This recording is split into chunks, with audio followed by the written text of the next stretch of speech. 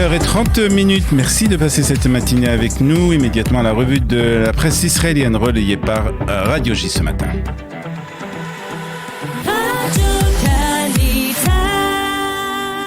Et Olivier, ce matin, on commence cette revue de la presse par un plan de lutte contre la violence dans le secteur arabe, plan qui a été adopté hier par le gouvernement. Oui, toute la presse salue la décision prise hier par le gouvernement d'adopter un plan de lutte contre la criminalité dans le secteur arabe. 2,5 milliards de shekels qui seront alloués pour cette mission.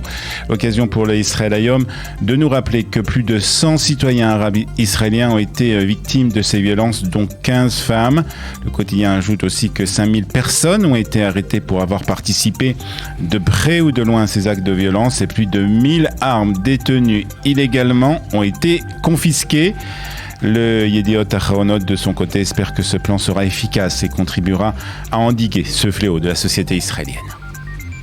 Dans les pages intérieures du Israël Hayom à présent, on évoque par ailleurs certaines tensions à l'intérieur de la coalition. Oui, et cette fois-ci, il s'agit de tensions entre le parti Meretz et l'aile droite du gouvernement. Les ministres du parti d'extrême gauche n'ont pas apprécié que le ministre de la Défense, Benny Gantz, rende illégales plusieurs organisations palestiniennes, ni la décision du ministre du Logement d'approuver la construction de 1350 habitations en Judée-Samarie. Concernant les organisations palestiniennes, Meretz prétend qu'il s'agit d'associations humanitaire et qu'Israël s'était trompé en les classant comme organisations terroristes.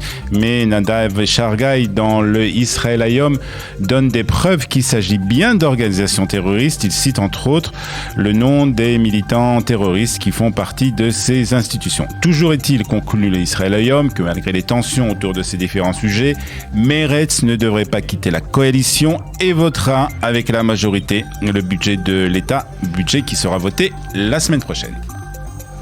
Coronavirus à présent, et la presse israélienne annonce que les enfants âgés de 5 à 11 ans pourraient être vaccinés très prochainement. Oui, c'est ce que le Haaretz et le Maariv nous annoncent ce matin. Cette décision pourrait être prise à la mi-novembre, tout de suite après que le FDA américain donne son feu vert pour vacciner les enfants. Le Haaretz ajoute aussi que le gouvernement a approuvé hier un budget de 10 milliards de shekels pour lutter contre les vagues du coronavirus, les futures vagues du coronavirus.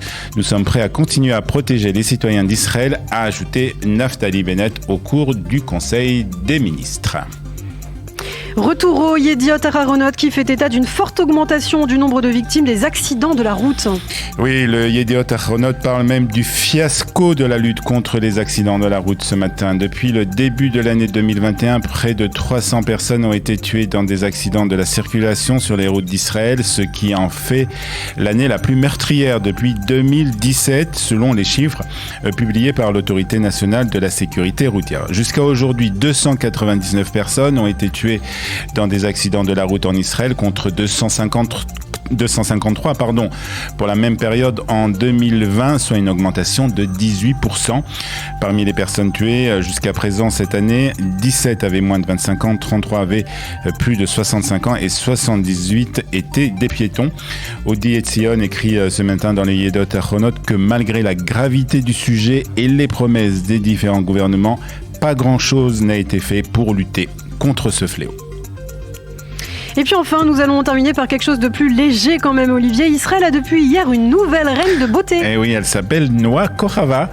Elle a 22 ans et elle a été donc élue hier Miss Israël. Noa n'est pas seulement belle, elle est très active puisque malgré son jeune âge, elle est déjà partenaire dans une start-up médicale israélienne. D'ailleurs, la médecine, c'est sa véritable passion puisqu'elle était infirmière pendant son service militaire et elle a l'intention de faire des études de médecine pour devenir pédiatre. Noa représentera donc Israël au concours Miss Univers qui se déroulera cette année pour la première fois à Eilat. Plusieurs dizaines de Miss du monde entier sont attendues pour ce concours. C'est ainsi que se termine ce matin la revue de la presse et des médias israéliens depuis Jérusalem.